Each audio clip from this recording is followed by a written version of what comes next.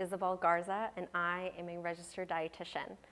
We are here today to talk all about our relationship with food and our bodies. Now, before we dive in, I want to acknowledge and validate how vulnerable this topic may be for some of you. It may feel like you're holding this giant ball of tangled yarn, especially if you've been struggling with food and your body for quite some time. And so I want to encourage you to approach this conversation with a sense of compassion and kindness and curiosity. If you're taking notes, write those 3 words on the top of your page: kindness, curiosity, compassion. Notice the tendency to judge or be critical towards where you are in your journey, and instead lean into that acceptance and that grace as you take this time to get to know yourself and your experience. Now, a little bit about me. I am the owner and founder of Women Wise Nutrition, and I specialize in the intersection of women's health and disordered eating. I help women who struggle with hormone dysfunction, such like PCOS, hypothalamic amenorrhea, and help them stop fighting their bodies and start learning to trust their bodies and nourish their body from a place of empowerment and intention. And so I want to bring a piece of that work to you all today. I want to explore with you how the way you view food and our bodies may be getting in the way of fully engaging in God's purpose for us. So I bet many of you in this room care a lot about your health and deeply desire to eat well, exercise, and do good things for your body. But for some reason, the more you attempt to practice these things, the more complicated it seems to get. Maybe you have a lengthy list of yes foods and no foods, and you do your best to follow them. But somehow, no matter how much you try to commit or recommit, you seem to find yourself eventually messing up, giving in, or maybe even giving up. So you blame yourself with the lack of willpower or self-control and experience a flood of guilt or even shame. That shame makes you swear to make sure you never make the same mistake ever again. And so you go back to that list of yes foods and no foods, starting the whole experience over again. Does this sound like you? This experience is very common with women I work with, and I want to offer some vocabulary to describe this. I call this the restrict, binge, guilt cycle. It's a cycle that builds momentum on itself. The more you restrict, the more you tend to binge. And guilt, well, it's the accelerator that keeps you in the cycle. Why do we get stuck in this cycle? Listen, it's because we're trying to use food and our weight to fix a problem that they cannot solve. There's a mismatch between problem and solution. It's like we keep climbing the stairs of the wrong building, and it's no wonder we don't get anywhere. And so I'll say it again. We're trying to use food and our weight to fix a problem that they cannot solve. So I want you to ask yourself, in my relationship with food, what is the deeper problem that I am trying to fix? Put a pin on that.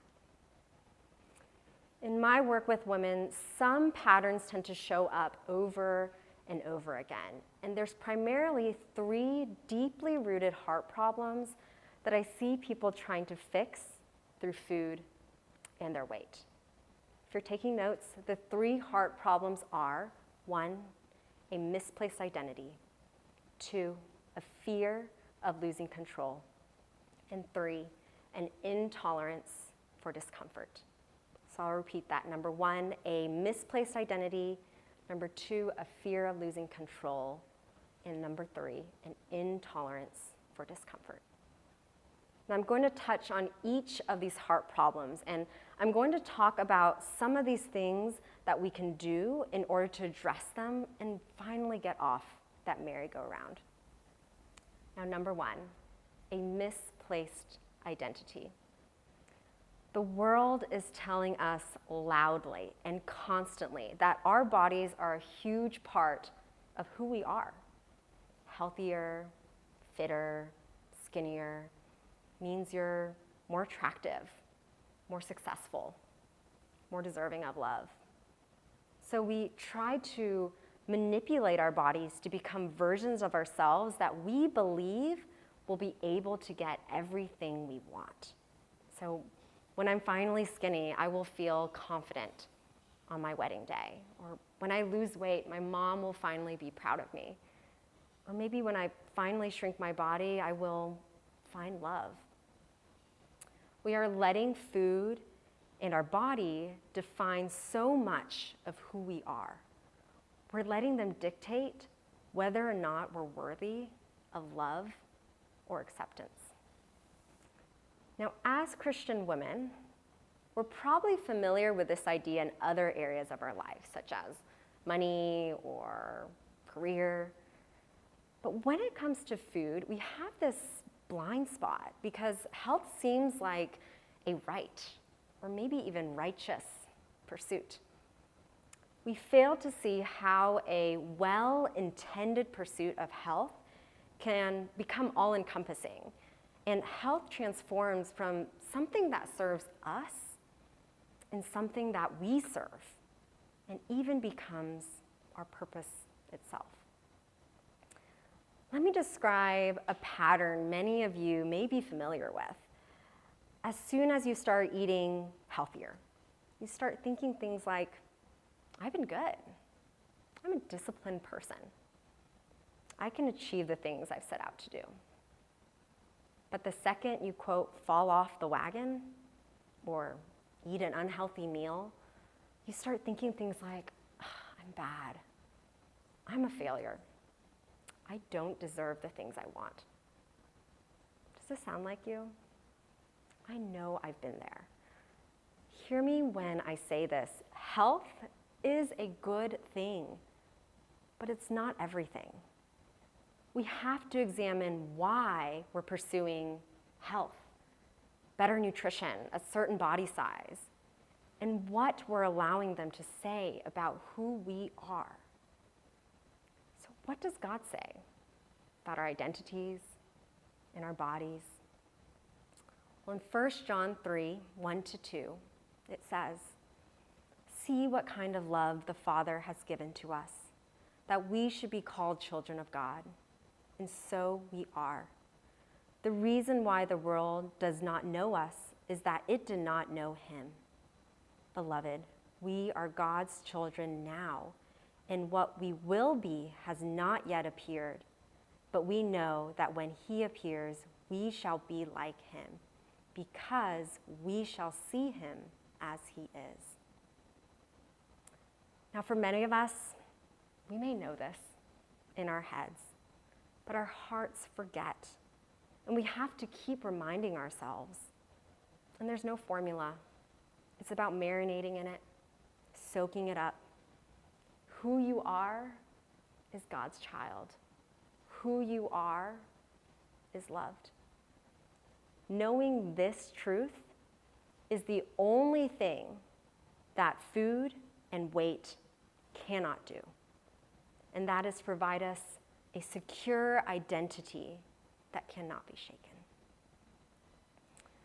So that is the first heart problem, a misplaced identity. The second heart problem is the fear of losing control. Now take a minute and imagine, what are all the things you want to control in your life? Your schedule, your kids, maybe your partner, your work. Now think about how you are controlling food and weight. In my conversations with women, there can be a lot of reasons why trying to control these things can feel important.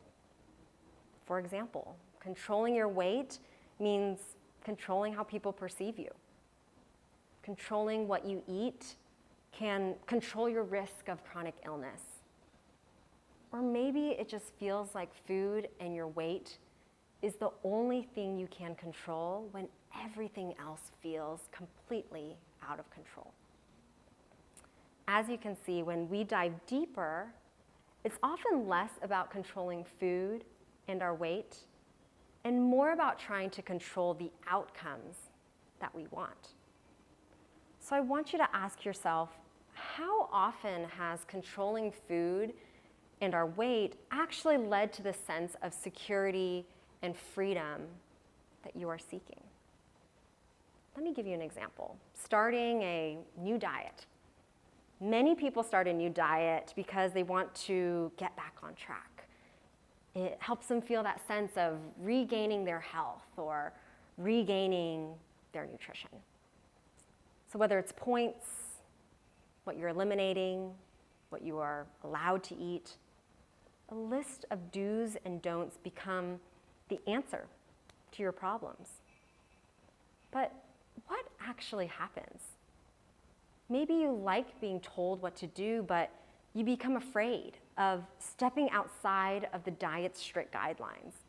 You start to dread birthday parties, maybe even dreading vacation. And you fear the possibility of your willpower running out and giving in to those cravings. That's the problem with control. It is usually rooted in fear. Control and fear come hand in hand.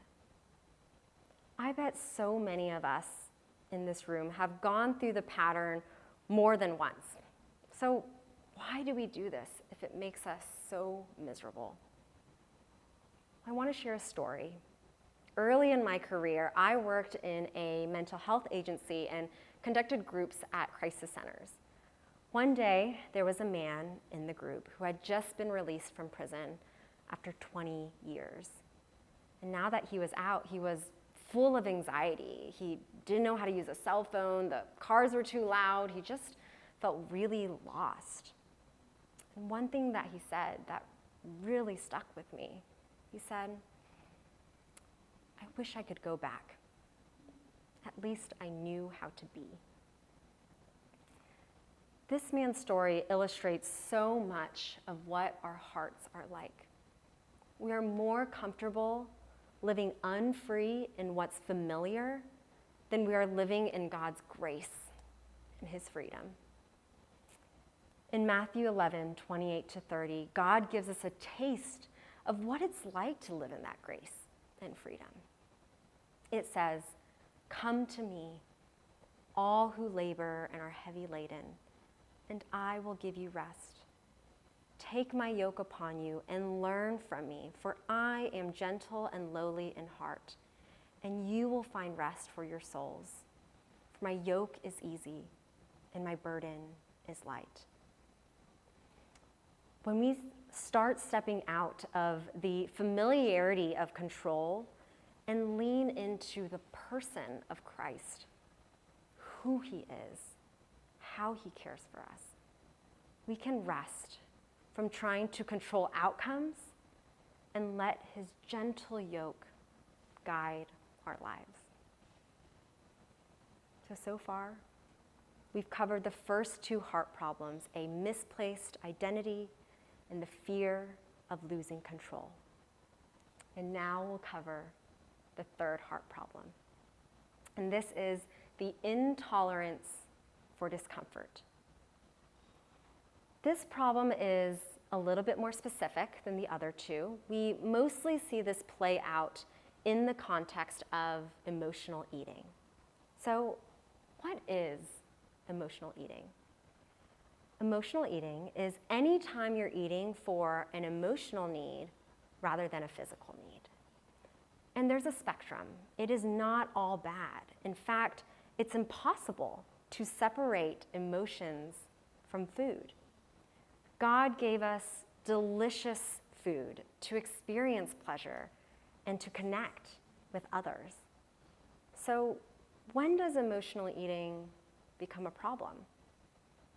Well, if you are struggling with chronic emotional eating, it's a sign that a deep emotional need isn't being met. And the more you beat yourself up over it, the more we are focusing on the symptom rather than the problem itself. Now, I say symptom because studies have shown that those who have a history of dieting and restriction are more likely to struggle with emotional eating than those who do not. When we restrict, food becomes charged, and we become vulnerable to seeking food for comfort. So we need to ask ourselves, why am I turning to food? What am I seeking comfort from? God did not promise a life free of suffering. But when we try to take a shortcut out of these experiences, we rob ourselves of the full depth and richness and complexity of life. We rob ourselves of the opportunities to grow deeper in our faith and walk with God. God is so good that he uses both positive and negative experiences to move and reveal himself to us. So if you are experiencing loneliness, could he be directing you to seek community and spiritual relationships? Or if you feel restless or even bored, could he be stirring within you the need to create or to serve? And what about anxiety? Is he drawing you to experience peace and comfort in the ultimate comforter?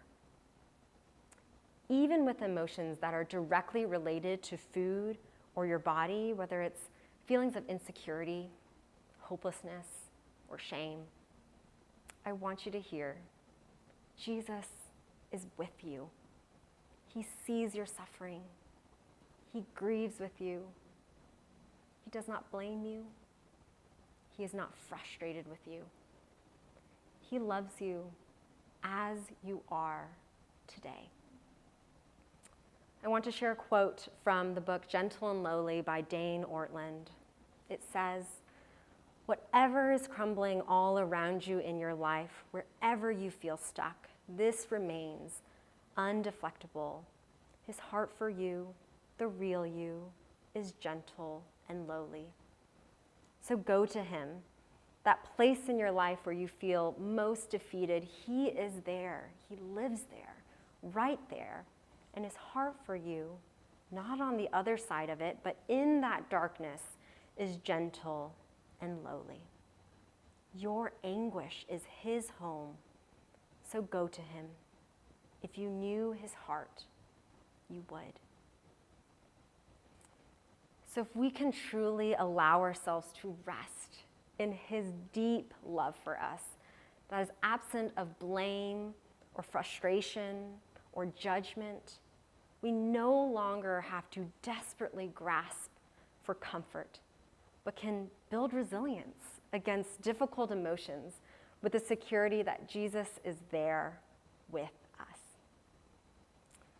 So these are the three heart problems at the root of most of our struggles with food and our weight. These problems cannot be solved by changing what we eat or changing our weight. So I encourage you right now to take a pause and reconnect to those words that we wrote on the top of the page at the beginning of our conversation. What would it be like to offer compassion, kindness, and curiosity towards what may be coming up for you right now? And if you are finding it challenging to practice that for yourself, maybe imagine Christ sitting next to you, pouring out that compassion towards you. Maybe he's holding out his hand with understanding eyes and inviting you to experience peace in him. What do you think he would say about the role of food in your body, in your life? Now I'm going to introduce some action items, things that we can do to address these heart problems. Before I dive in, I want to anchor us with a verse from 1 Corinthians 6, verse 12. It says, "Everything is permissible for me, but not everything is beneficial. Everything is permissible for me, but I will not be mastered by anything." Now, quick nod to context. In this verse, Paul is specifically talking about sexual immorality, but we can expand the principle he introduces here to discuss freedom as Christians in other areas of our life. So let's take this verse apart. All things are permissible. Because Christ fulfilled the law on our behalf, he has freed us from having to follow rules in order to earn our way towards God's love and acceptance. That includes laws around food. And this means that for all Christians, there is no such thing as good foods and bad foods. All foods can be used to nourish our bodies. But it doesn't end there. Paul then states, but not all things are beneficial. Now, I want to be clear that this part of the verse is not a strategy to sneak in some food rules. For some, it may feel tempting to hear this and think, so you're saying carbs are permissible but not beneficial?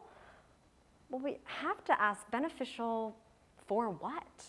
Your waistline, the achievement of culture's beauty standards? No. Paul is referring to what is beneficial for our purpose and the purpose of our bodies, which is to glorify Christ. We know we weren't put on this earth to simply experience as much pleasure as possible and then die. But sometimes we need to be reminded that we also weren't put on this earth to become the healthiest we could be and then die. And praise God, the food we eat and this body we are in are both gifts. They are a vessel to carry out God's good work. And that is where freedom is found. Freedom to enjoy healthy foods and move your body, and freedom to enjoy the gift of pleasure around food. We can hold both, experience the freedom of both, because these things are not our final destination. And finally, the last part of the verse, I will not be mastered by anything. So how do we strike that balance? What does it look like to engage in our health, food, and our bodies without allowing it to master us? So I'm going to read that scripture again. Everything is permissible for me, but not everything is beneficial. Everything is permissible for me, but I will not be mastered by anything. Now that we're anchored in God's word, I want to give you 3 action steps that will help you pivot from how you have been approaching food and your body and truly engaging in solutions that get to the root of the heart problems. So take a moment. Reflect on which of the heart issues most resonated with you. Maybe it was one. Maybe it was a mix of all 3. Let's start with the first problem we discussed. If you are struggling with a misplaced identity, my action step for you is to examine and challenge your underlying beliefs. Throughout our lives, our beliefs are easily influenced by our experiences and the people around us. Proverbs 4:23 says, "Guard your heart above all else, for it determines the course of your life." If we aren't intentional, we can easily pick up and start living our lives based on these beliefs that were not ours to begin with. As you learn how to do this, a helpful clue is to explore thoughts about food or your body that start with, I am, I should, I never, or I always. These statements are rooted in underlying beliefs about who you believe you are. For example, if you believe I'm a sugar addict, I always give in to sweets, I should be able to stick to this diet. These statements allow your struggles and your obstacles to define your identity.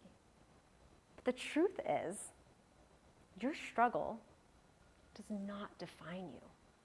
You are, in fact, not what you eat. You are a child of God.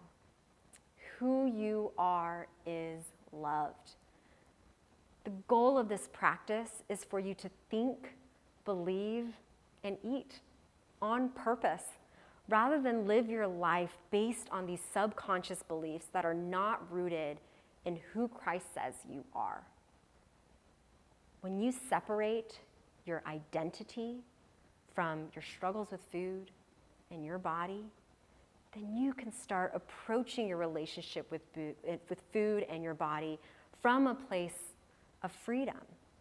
Freedom to reject diet protocols that cause you more anxiety, even if your friends and your family are doing it. And freedom to re-engage in your health without the fear of failure or the need for perfection. So number 2, if you're struggling with the fear of losing control, my action step for you is to tune back into the body that God has given you. As you begin to weed your garden of these intrusive and harmful beliefs and loosen your grip on every nutrition guideline you've ever read, you start making room to experience the incredible body that God has given you. What this looks like is pivoting away from whether something is healthy, the least calories, the lowest carbs, and instead asking, what sounds good? How do I want my body to feel? Does this satisfy me?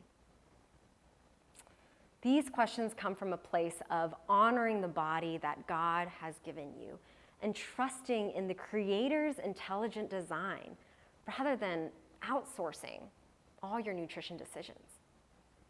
I want to recognize that this process may be a little scary, especially if you've been intentionally ignoring or overriding or even fearing your body cues for quite some time. Learning to reconnect to your body can maybe feel like meeting a stranger, and you'll probably have some suspicions and feelings of distrust. So let me use a story to illustrate the power of what can come out of reconnecting to your body. Now, as a dietitian, I have had the opportunity to truly see how beautifully and wonderfully made our bodies are. Now that verse, you are beautifully and wonderfully made. I often hear it used in the context of our outer appearance, but I want to call our attention to what's going on inside our bodies and how intelligent God is in how He designed them to function. So the number one complaint that women come to me with is weight gain. And because I specialize in hormones, this weight gain often seems to occur in a short period of time. Of course, these women see this as a serious problem that needs fixing immediately. They feel as if their bodies are trying to sabotage their goals of a certain number on the scale. But as we work together and I look in their health history, I run some labs, I get to know their story, we often find that the body is actually far from being malicious. In fact, usually what we find is that our body is trying to protect us from ourselves. Here's the thing about how God designed our bodies. They are always trying to do the best thing for us. When we start eating less than our body requires, over-exercising, deprioritizing rest, or allowing stress to run our lives, our bodies perceive a scarcity in the environment. And as a response, begins to shift its priority from energy use to energy storage, all in an attempt to be frugal with the energy it has access to. On the surface, this may lead to symptoms of fatigue, cravings, maybe even weight gain. But underneath, your body is communicating the need to slow down, eat more, rest, and recover. The truth is, if we take care of our bodies will take care of us. God made our bodies to guide us and to help us feel its best.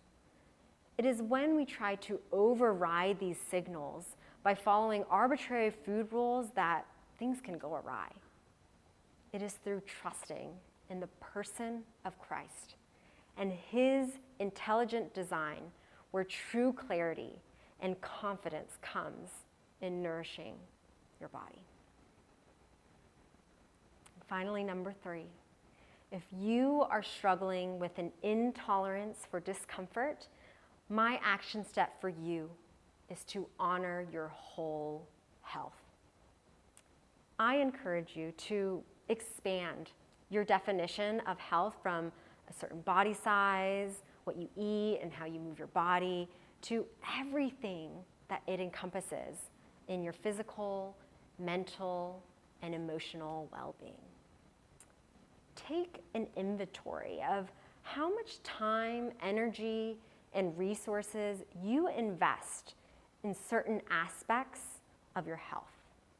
And notice if you are quick to sacrifice your mental and emotional well-being in order to achieve a certain body size or physical health status. Earlier, when we discussed this topic of emotional eating, we determined that if you are trying to fix your emotional eating from a place of trying to fix your eating, you are missing out on the unmet need of your emotions. That is why shifting your focus from how emotional eating is affecting your waistline towards how to prioritize your deeper emotional needs is key to learning how to honor your whole health. Honoring your whole health also means honoring your whole health today. Not when you lose weight, fit into those jeans, or finally are able to love your body no matter what. Honoring your health is not a goal, it's a practice of unlearning what you may have believed about yourself and your health, and relearning what it means to reconnect with your body. A practice of engaging in your health from love rather than for love. And it's a practice of receiving our health as a gift to ultimately fulfill God's purpose. That is total transformation, that you can experience supernatural acceptance and create the change you are seeking. Change that starts from the heart. Now, if today's message resonated with you and you are ready to take the leap towards total transformation in your healing, I want to support you on this journey and invite you to join my program called Nourished with Purpose. In this program, we will be taking these broad concepts, getting into the nitty-gritty, and applying it into our lives. And the best part about it is we get to do this in a community of the most incredible women. So you can go to Womenwise Nutrition-Nourish with Purpose to get added to the waitlist. I hope to see you there.